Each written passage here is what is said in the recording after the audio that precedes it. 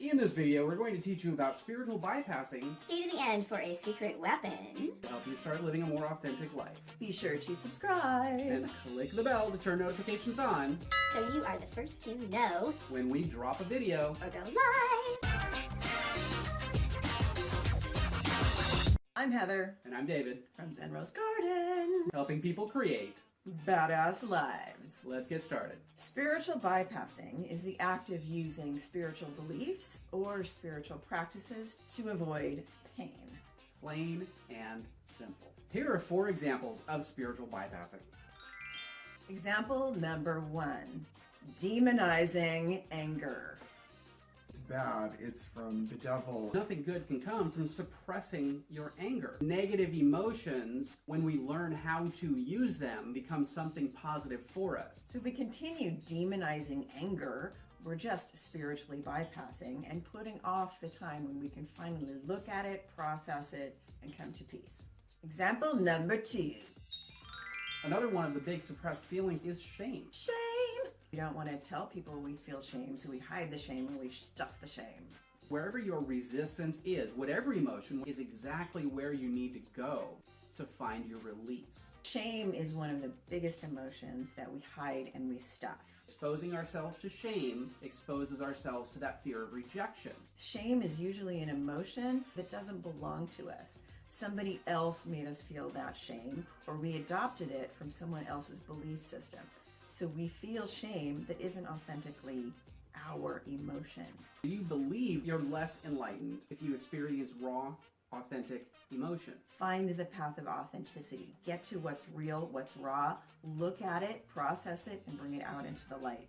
Teal Swan also mentioned in one of her videos, authenticity is the new spirituality. I love that.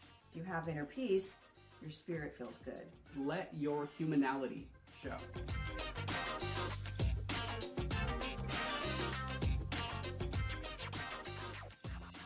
Example number 3, the fake church lady syndrome. This is a manufactured spirituality based in euphoria.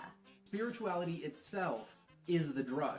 To give you that spiritual high. It could be running to things like ayahuasca or different spiritual drugs, constantly going to yoga festivals or bhakti festivals, spiritual festivals. There's nothing inherently wrong with going to several different events. Are you showing up looking for the high and escaping from your pain? Or when you get triggered, do you process your emotion and continue growing and looking at your shadow self? Is whether or not you are applying the foundational work.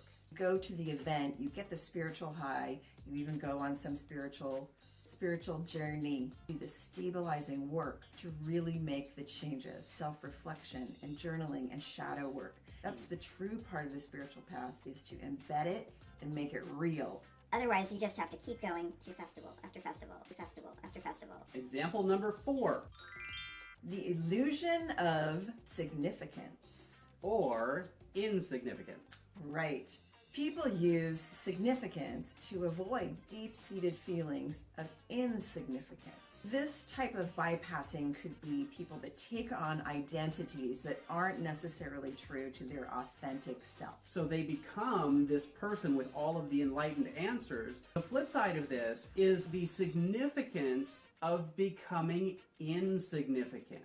The identity of non-identity. Theory of we don't exist, I don't exist, you don't exist, none of this is real. But a lot of people use that theory as an excuse to dissociate from their authentic self, their real self that is here, engaging in life, experiencing life, loving life. Embracing the oneness to an extreme where you are eliminating your personal responsibility. We don't exist is spiritual bypassing. And now it's time for the bonus tip. Bonus tip. What is the true spiritual path? True spiritual path is a path of healing, of coming to wholeness with yourself.